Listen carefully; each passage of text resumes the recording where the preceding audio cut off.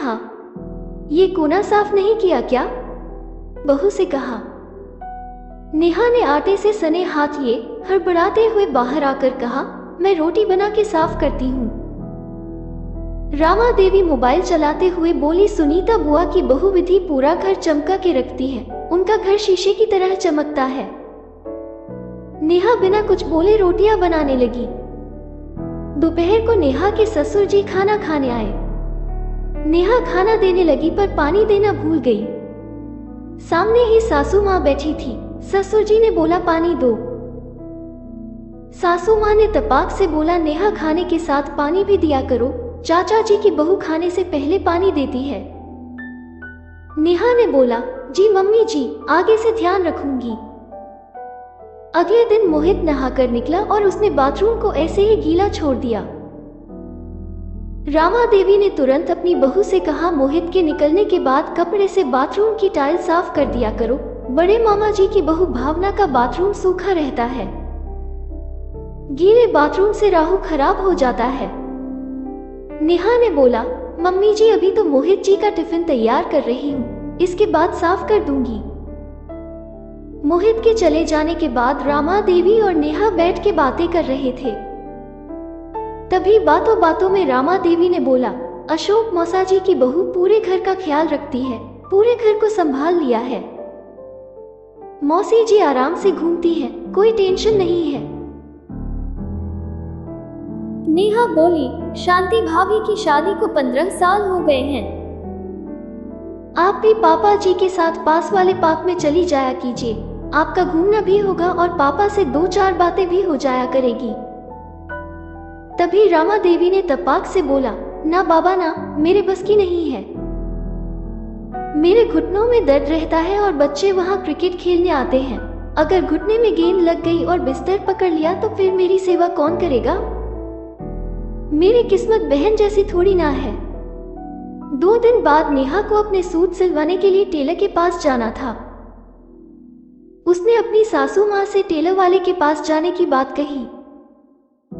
रामा देवी ने तपाक से बोल, अरे सामने वाली की बहू तो खुद अपने हाथ से ब्लाउज और सूट सिलती है, अपने हाथ से कितनी भी डिजाइन बना लो और कभी भी बनाकर पहन लो।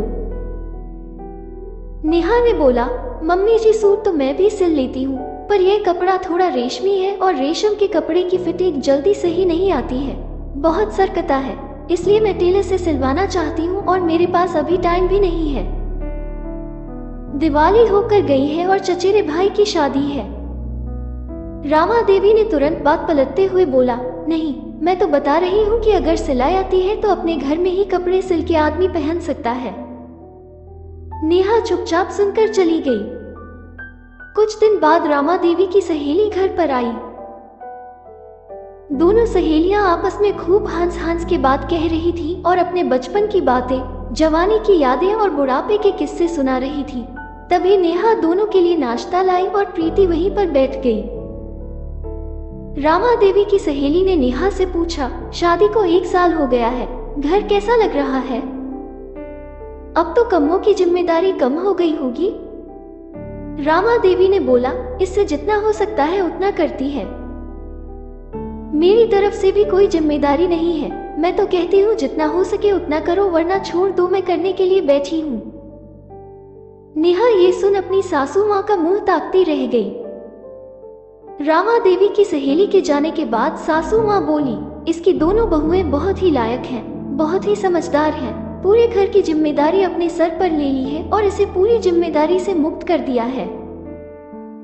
हाथ में बैठे बैठे खाना देती है, पानी देती है और देखने में भी बहुत सुंदर है।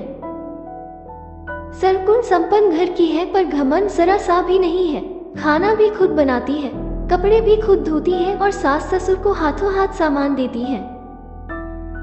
नेहा की अब सहन शक्ति खत्म हो गई थी। वो बोली, मम्मी जी, सबकी बहू सरगुण संपन्न है।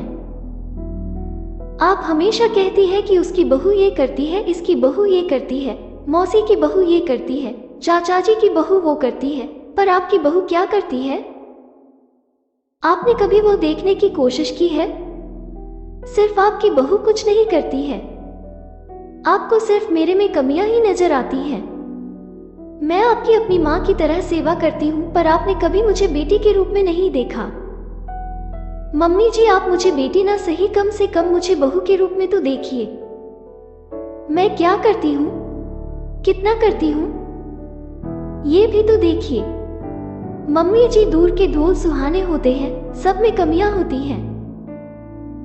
मैंने आपकी और चाची जी के फोन पर बात सुनी थी, वो अपनी बहू की कितनी बुराई कर रही थी। इस घर में आए हुए मुझे 1 साल ही तो हुआ है, धीरे धीरे एडजस्ट कर रही हूँ, सीख रही हूँ। रामा देवी अवाक होकर सब सुन रही थी।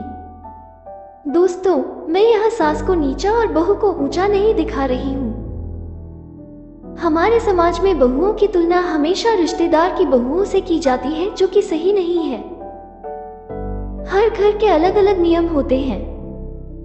अपने घर की बहू को घर के रीति रिवाज बताइए, पर उसकी तुलना किसी के घर की बहू से न करें, क्योंकि आपकी बहू आपकी ही रहेगी।